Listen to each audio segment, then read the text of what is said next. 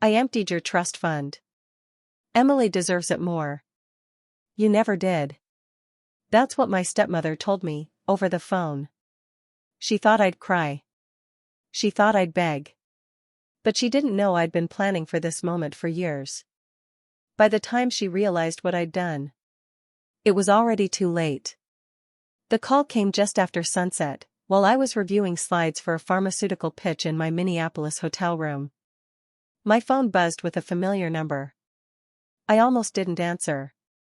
I should have let it ring. But curiosity won. Olivia, came the voice I knew too well. I thought you should know, I've moved your trust fund to Emily. She deserves it more than you ever did. The words hit like ice water down my spine. Karen, my stepmother for over a decade, sounded triumphant, smug, almost giddy. My grip on the desk tightened. You're giving away the money my mother left me? I asked, voice even, though my heart was hammering. Karen scoffed. Oh, come on. You've wasted your life running around with that sales job. Emily's getting married. She needs the money. You? You'll just blow it like you always do. I could almost picture her on the other end, pacing her pristine kitchen in Boston, wine glass in hand, full of self-righteous satisfaction. I didn't scream. I didn't cry. I didn't even flinch. Thanks for the update, I replied coldly. Silence. Karen had expected me to unravel, to grovel, to beg. She was disappointed. That's all you have to say, she snapped. Is there anything else you'd like to share? She hesitated. That moment of hesitation told me everything. She wasn't as confident as she sounded. She didn't know. She didn't know that 6 months ago, Mr. Benton, my late mother's attorney, had warned me about her sniffing around the trust fund. That together, we'd installed airtight protections, all legally binding. That every attempt to access the fund without my consent would trigger alerts, documentation, and even criminal liability. Karen didn't know that the very thing she thought she'd stolen never moved an inch. You've always been a disappointment, she hissed, trying one last time to provoke me. Emily is everything you're not. I ended the call. Outside the hotel window, the Minneapolis skyline glowed under the soft dusk light. I stood there for a moment, hands shaking, not from fear, but fury barely contained. I opened the drawer of my suitcase and pulled out a small photo in a leather frame, my mother. Smiling, confident. The woman who built a multi-million-dollar business from nothing. The woman who'd left that trust fund behind, not as a gift, but a message, go live on your terms. And never let them take what's yours. Karen had finally overplayed her hand. And I wasn't the scared teenager she used to intimidate. I was my mother's daughter. And I was ready. I picked up my phone and called Mr. Benton. He answered on the second ring. She made her move, I said. I know, he replied. I got the security alert this morning. But Olivia, don't worry. Not a single cent left that account. We have every attempt logged. I exhaled, steady now. Good, I said. Then it's time. Karen had no idea what she'd started. But I did. The next morning, while the city was still wrapped in early mist, I sat on my hotel bed staring at the message Mr. Benton had sent overnight. It was a clean digital record, timestamps, flagged attempts, IP logs. She'd tried accessing the trust twice, once the day before, and again at 3:27 a.m., probably thinking no one would notice. She didn't realize she'd walked into a legal trap built just for her. But this wasn't just about catching Karen. This was personal. Growing up, life with her had been one long psychological chess game. After my mom passed when I was 16, my dad, Richard, hadn't lasted a year before bringing her in. Karen arrived with her perfect makeup, polished charm, and a 13-year-old daughter named Emily who smiled like she already owned the place. From the beginning, Karen didn't try to bond, she tried to erase. My mom's pictures disappeared from the hallway. Her office became Karen's reading nook. Her recipes? Trashed. And me? I became an unwanted reminder. Richard buried himself in work, his form of grief. He didn't notice how I became invisible in my own home. Emily became the golden child. Straight B's got banners. Choir solos got custom dresses. Meanwhile, I graduated high school with honors, earned scholarships, got into business school. But when I came home to tell them I'd landed a summer internship at a Fortune 500, Karen congratulated me with a fake smile and said, "Well, Emily just made honor roll again. That's real progress." That was always her way, subtle cuts with a sweet voice. Death by 1,000 dismissals. But I didn't break. I built. Every time they doubted me, I dug deeper. Every time I felt alone, I reminded myself who I came from. My mother had built her consulting firm from a studio apartment with one laptop and a paper planner. She had clients lining up by the time I was in middle school. And when she was dying, she didn't leave me with just words, she left me with a plan. That trust fund was her final act of protection. It was meant for my future, my business, my independence. And Karen? She'd been circling it like a vulture for 12 years. Now she'd gone too far. I packed my bag, called the airline, and moved my return flight up. My sales pitch in Minneapolis would have to wait. There was a different kind of pitch waiting back home, and I wasn't planning to strike out. Before boarding, I sent one short email to Mr. Benton, send everything to the family lawyer. Include my father in the CC. I want him to see it all. This time I wouldn't just defend myself. I'd make them answer for every year they thought I'd just roll over and let them win. Boston greeted me with sharp winds and sharper clarity. By the time I pulled into my father's driveway, I had already rehearsed every word in my head.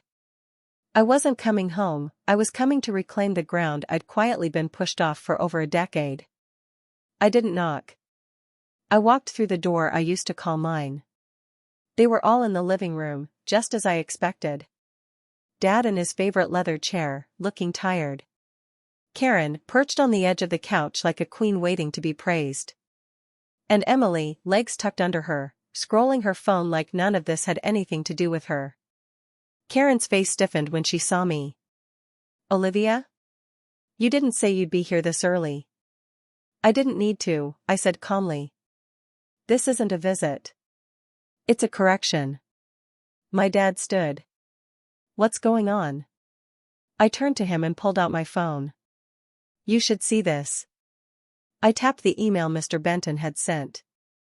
A PDF loaded on the screen, full of timestamps, flagged fraud alerts, and forged digital requests all traced back to Karen. He took the phone, confusion folding into disbelief as he read. Karen started to speak, of course she did, but I held up my hand. "Don't." "I was just trying to," she tried again. "Help Emily? Steal from me? Rewrite my mother's legacy?" I snapped. Emily looked up, finally sensing the tone had changed.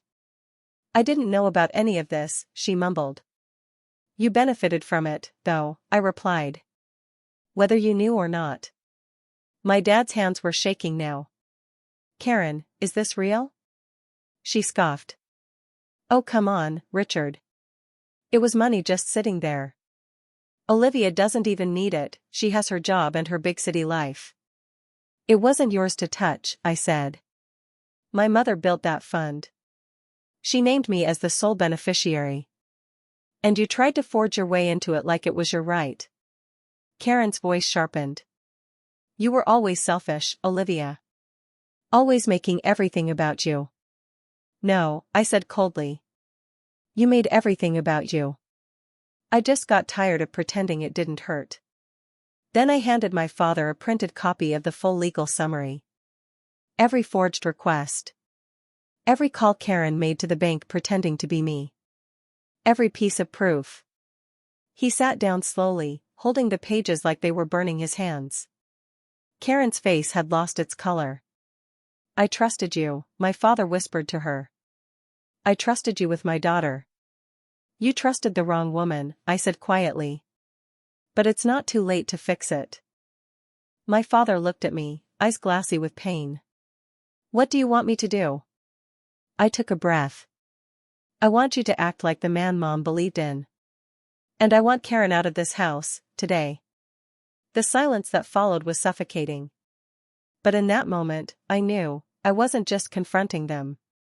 I was reclaiming every part of myself they tried to erase. You want me out? Karen's voice cracked, disbelief flooding her expression. After everything I've done for this family? My dad didn't answer right away. He was still holding the file, his fingers trembling slightly as his eyes scanned each page like he was trying to find a way to disprove it all. But there wasn't one. Mr. Benton had made sure of that. Karen took a step forward, her voice climbing into that shrill register I remembered from every childhood argument. I raised Emily here. I held this family together. Olivia left. She abandoned you. I stayed still. I built my life. That's different from abandoning someone. You never cared about anyone but yourself, Karen hissed. Your mother spoiled you rotten. This money, it's poisoned you. No, I said. You saw the money as power. I saw it as protection. That's the difference. Emily stood up now, hands clenched at her sides. You're ruining everything. I'm getting married in 6 weeks and we already planned. This isn't about your wedding, I cut her off. This is about theft. About manipulation. And about a woman who spent years trying to erase the memory of someone better than she'll ever be. That hit a nerve. Karen turned to my father with one last, desperate plea. Richard, please. You're not really going to listen to this? She's lying. He didn't even look at her. I trusted you, he said again, quieter this time. I trusted you with my home. With my daughter's future. You forged my signature. I didn't. You did, he said, finally standing. It's right here. Every email. Every fake request. You tried to steal from Olivia. You tried to steal from her mother. Karen's mouth opened, then closed. I want you out of this house by tonight, he said flatly. Both of you. Emily gasped. Me? What did I do? You benefited, he said, pain lining every word. You may not have known everything, but you were more than willing to accept it when it served you. That makes you complicit. Dad, please, Emily whispered. I'm not your dad, he replied, a wall dropping between them. And don't call me that again. Karen looked like she'd been slapped. You're throwing me away? Like trash? After all these years? No, he said. I'm removing a rot before it spreads. There was nothing else to say. The room stayed silent as Karen and Emily gathered their things, throwing accusations under their breath, threatening legal action, muttering about betrayal. But I didn't speak. I didn't need to. The truth had already spoken for me. When the front door slammed shut, my father sat back down, his shoulders slumped like the weight of the last 12 years had finally caught up to him. I didn't know, he whispered. I believe you, I said softly. But you needed to. He nodded. Then, with a cracked voice, your mother would be proud. I didn't cry. I just placed the photo of her I carried, our last family picture, on the table between us. She'd want us to fix this, I said. He looked at the photo, then at me. Let's try. The days that followed felt like aftershocks. Karen and Emily were gone, but the silence they left behind was deafening. I spent most of that week helping Dad sort through years of ignored paperwork, shredded statements, and unopened letters. It was like digging through the wreckage of a house built on lies. The fraud reports had already been filed. Mr. Benton had submitted the full record to the bank's investigation team and the local police. Karen was facing charges of attempted trust theft and document forgery. The bank froze all her accounts pending review. It wasn't revenge. It was justice. Dad stayed mostly quiet during those first few days. He looked older somehow, like the truth had aged him. One evening, as we sat at the kitchen table with a stack of legal papers between us, he finally spoke. "I should have seen it," he murmured. "The way she isolated you. The things she said. I just wanted peace after your mom died." "You didn't want peace," I said gently. "You wanted distraction." He nodded, ashamed. "I failed you," he said. "And your mother."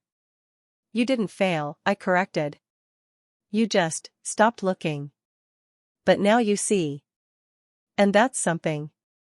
He reached into a dusty box marked Valerie's office and pulled out a folder. Inside were handwritten notes, faded contracts, and a small card in Mom's handwriting. "For Olivia. One day, you'll lead your own path, use this as your starting point." He handed it to me. I recognized her script instantly. My throat tightened. "She always believed in you," he said. "Even when I didn't know how to." I took the folder home that night. Inside were outlines of a consulting firm Mom had dreamed of launching, focused on ethical practices in pharmaceutical distribution. It was raw, unfinished, but it was brilliant. And suddenly, I knew exactly what I wanted to do. The next morning, I called Mr. Benton. "I want to use the trust fund the way Mom intended. I'm launching a firm." He didn't hesitate. "She'd be proud." "When do we start?" Within 2 weeks, we had the paperwork filed.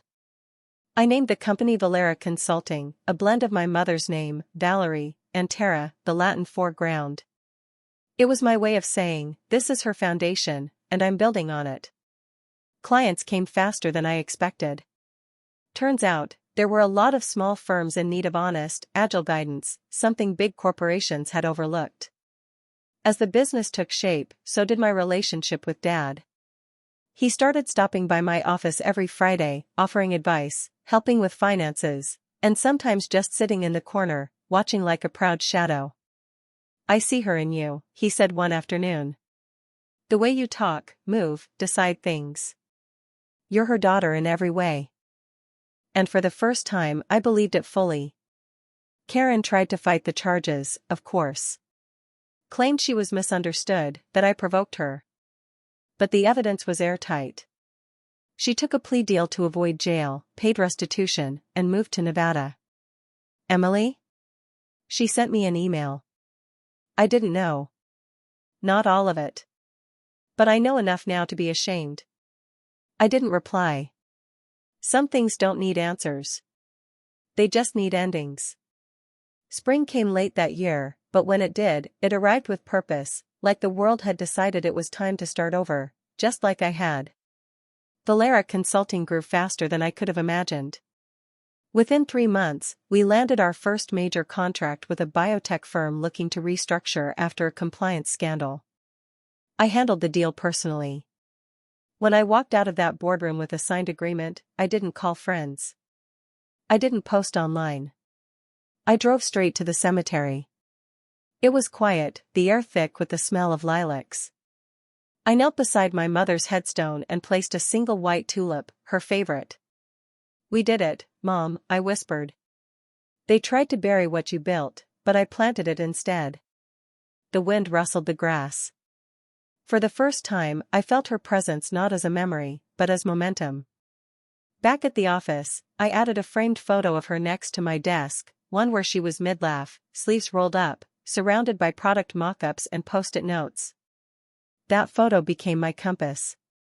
Every decision I made with her values in mind. Dad kept showing up.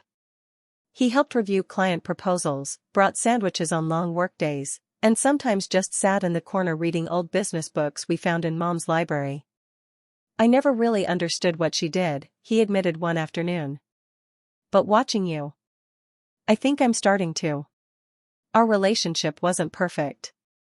There were still silences, awkward pauses when we danced too close to memories we hadn't unpacked yet.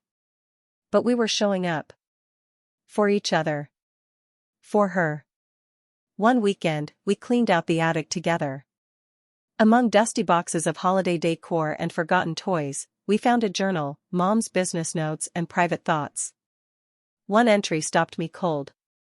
If anything happens to me, I want Olivia to know, I didn't just build a company. I built a space where women could stand tall. Where my daughter could own her future. If you're reading this, baby girl, don't play small. Ever. I closed the journal and held it to my chest. That single paragraph said everything I needed to hear. Karen and Emily faded into the background. I heard rumors, Karen living with her sister in Reno, Emily taking a sabbatical from teaching. But I didn't chase details. The past didn't deserve my focus. The future did. Every win felt like a step toward healing. Every client served felt like an echo of Mom's impact. One night, I stayed late at the office, finalizing a proposal for a company twice our size. As I closed my laptop, I looked around at the space I'd created, filled with ambition, laughter, and the kind of quiet confidence that comes from surviving the storm. I wasn't just continuing Mom's legacy. I was becoming it. 5 years later, Valera Consulting had offices in 3 cities, dozens of clients, and a team I trusted like family. Every Friday, Dad still stopped by with sandwiches, his tie loosened, eyes brighter than I remembered from my childhood. We didn't talk about Karen anymore. There was no need. But we talked about Mom often, her stubborn optimism, her sarcastic wit, the way she used to tap her pen against her lip when she was deep in thought. I saw pieces of her in my team now, in the way they pushed boundaries, asked questions, fought for what was fair. One rainy afternoon, while reviewing old financials in our archive room, I found it, a sealed envelope with my name, written in Mom's handwriting. Olivia, for the day you feel like you've made it. I didn't even sit down. I opened it right there. Inside was a single sheet of paper. No lecture, no advice. Just this. You didn't just make it. You made something better.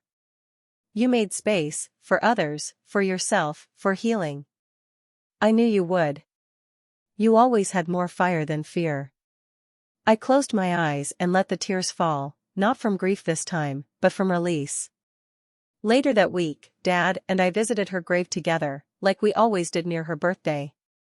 We brought tulips. He brought coffee. We stood in silence for a while, the city humming softly in the background. I still think she would have run your HR department, Dad joked, breaking the quiet. I laughed.